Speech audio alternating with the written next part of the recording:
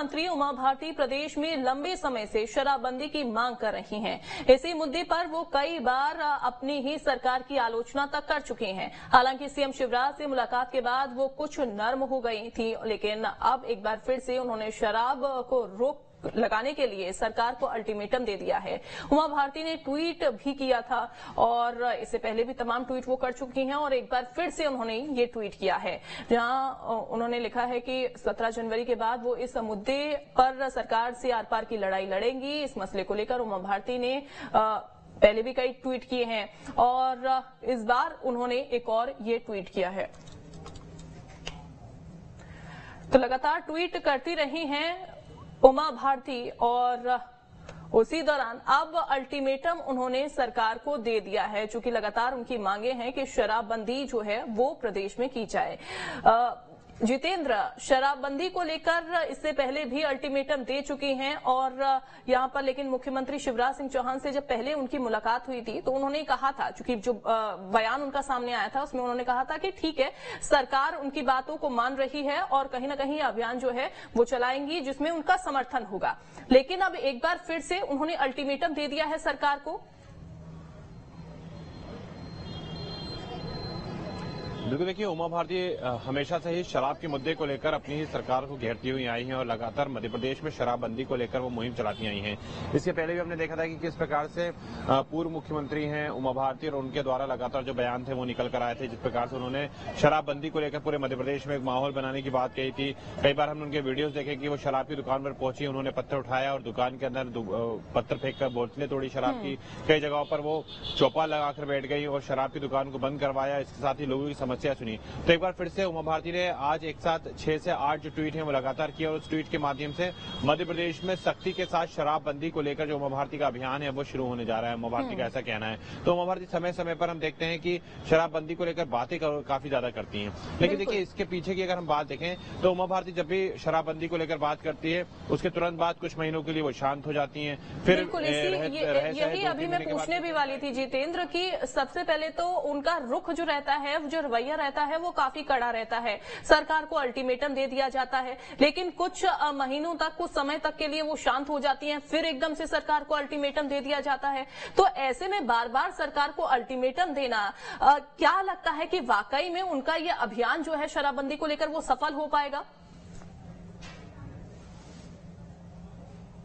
देखिए मुझे ऐसा लगता तो नहीं है, क्योंकि हमने देखा है कि मुख्यमंत्री शिवराज सिंह चौहान ने खुद ही शराबबंदी को लेकर भोपाल से ही लाल परेड मैदान से एक बड़ी घोषणा की थी कि मध्य प्रदेश में शराबबंदी का जो अभियान है वो चलाया जाएगा। और इसके साथ ही हमने कल देखा है कैबिनेट की बैठक में किस प्रकार से हुक्का बांध को बार को बंद करने का जो फैसला है वो मध्य प्रदेश में लिया गया है। तो वाकई में सरकार पहले से इस बात पर अड़ी है कि उसे शराबबंदी को लेकर एक मुहिम चलाना है और उसका असर भी देखने को मिल रहा है कि जो हुक्का बार है उसको बंद करने का फैसला सरकार ने लिया है। लेकिन उमा भारती का हम हमेशा देखते हैं कि एक ट्वीट जरूर निकल कर आता है, उसके बाद वो कहती हैं कि शराबबंदी को लेकर आंदोलन करेंगी, कुछ महीनों तक वो शांत रहेंगी, फिर से वो एक ट्वीट कर देंगे कि अब वो शराबबंदी को लेकर आगे आने वाली है, लेकिन उसके बाद वो फिर शांत हो जाएंगी। तो कहीं ना कहीं इस प्रकार से उमा भारती का एकदम से ट्वीट कर देना, फिर शांत हो जाना, ट्वीट कर देना, शांत हो जाना, ये बताता है कि क्या उमा भारती शराबबंदी को लेकर जिस प्रकार से अपनी बातों को रखती है सरकार के सामने या फिर किसी प्रकार की चेतावनी देती है, तो क्या वो सिर्फ शराबबंदी तक सीमित है या कुछ और बात है? क्योंकि लगातार हम देख रहे हैं कि उमा भारती को पार्टी में या बीजेपी की बात करें तो अभी उस प्रकार से लीडिंग नहीं दी जा रही, उस प्रकार से लीडरशिप अभी उनको नहीं दी जा रही है। और ऐसे में उमा भारती शराबबंदी को लेकर कहीं ना कहीं अपने मिशन की बात कर रही हैं।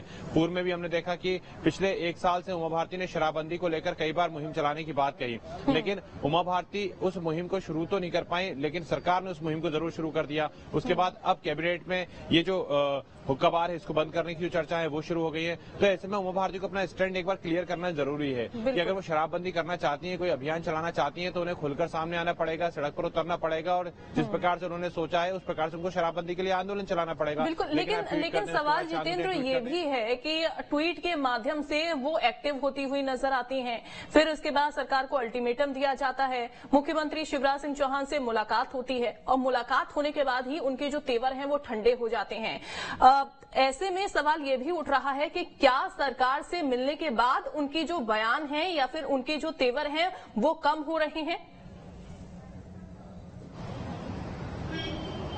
बिल्कुल, देखिए उमा भारती जब भी ट्वीट करती हैं उस ट्वीट के बाद लगातार उनकी जो एक मुलाकात है, चर्चा है, वो सरकार से होती है, सरकार के किसी मंत्री से होती है, मुख्यमंत्री शिवराज सिंह चौहान से भी होती है। उसके बाद वो शांत हो जाती हैं, उसके बाद किसी प्रकार का उनका जो बयान है वो मीडिया में भी नहीं आता है, ना किसी प्रकार से कोई उनकी बाइट निकल कर सामने आती है। फिर एकदम से उनका एक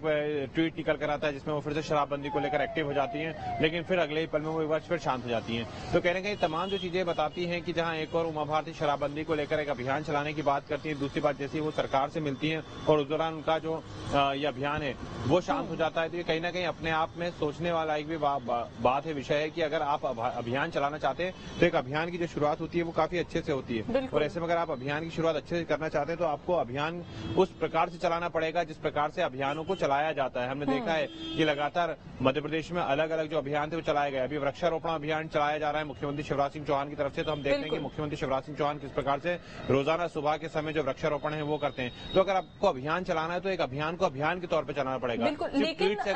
जितेंद्र, इसमें सवाल ये भी एक उत्पन्न होता है कि शराबबंदी एक ऐसा मसला है कि वो एकदम से नहीं किया जा सकता है पूरे प्रदेश में। इसमें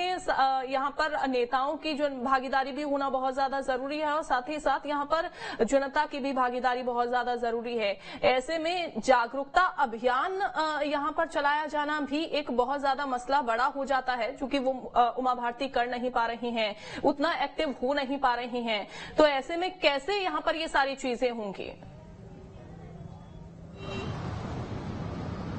देखिए, सबसे बड़ी बात तो यही है कि जिस प्रकार से वो अभियान को चलाने की बात करती है, उसके बाद वो अभियान कहीं ना कहीं जो फ्लॉप है वो साबित होता नजर आता है। सिर्फ ट्वीट से, जैसे कि मैंने बताया कि ट्वीट के माध्यम से अभियान नहीं चलाया जा सकता। इसके लिए आपको जरूरत है कि तमाम जो नेता हैं वो आपके साथ जुड़कर चलें, कंधे से कंधा मिलाकर चलें और आपके इस अभियान में साथ दें। लेकिन हमने देखा है कि उमा भारती के इस अभियान में ज्यादा बड़े चेहरे नजर नहीं आए हैं। शराब की दुकान पर भी अगर वो जाकर किसी प्रकार की चौपाल लगाती है या फिर शराब की दुकान का विरोध करती है तो उमा भारती स्वयं रहती है और उनके कुछ कार्यकर्ता मौजूद रहते हैं, लेकिन कोई बड़ा चेहरा उनके साथ खड़ा हुआ हो वो अभी तक के इस एक साल के अंदर मौजूद देखने को नहीं मिला है कि किसी प्रकार से उन्होंने कोई अभियान की अगर शुरुआत की है और इसमें तमाम कोई बड़े नेता खड़े हुए हैं। हाँ, अभियान की अगर हम बात करें तो मुख्यमंत्री शिवराज सिंह चौहान ने लाल परेड मैदान से जरूर इसकी घोषणा की थी कि मध्य प्रदेश में शराबबंदी को लेकर अभियान चलाया जाएगा, और उसके बाद से हम देख रहे हैं कि लगातार जो उसके रिजल्ट है वो भी आ रहे हैं और लगातार जो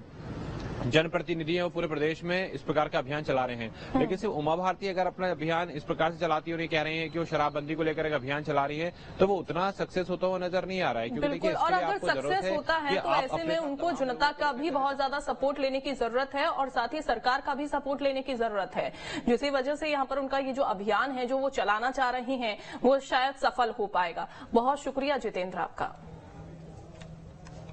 छत्तीसगढ़ युवा कांग्रेस का 3 दिवसीय प्रशिक्षण शिविर आज से रायपुर में आयोजित होगा। इस ट्रेनिंग